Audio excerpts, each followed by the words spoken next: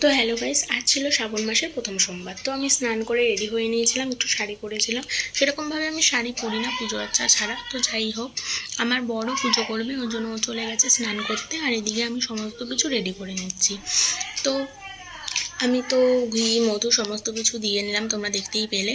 আর আগের ক্লিপগুলো নেওয়া হয়নি, তো এর মধ্যে আমি দিয়েছিলাম গঙ্গার জল, দুধ, সিদ্ধি দিয়ে সমস্ত কিছু আমি রেডি করে নিয়েছি।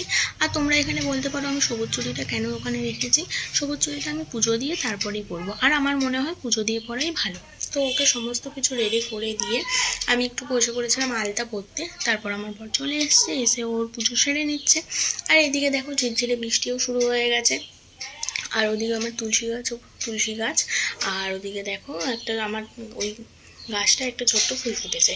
আর এদিকে আমার ভিডিও ক্লিপ নেওয়া হয়নি পুজোর, কারণ ও তখন ছিল না। তো আমার পুজো শেষ হয়ে ও আমার হাতে চুড়িগুলো পরিয়ে দিল।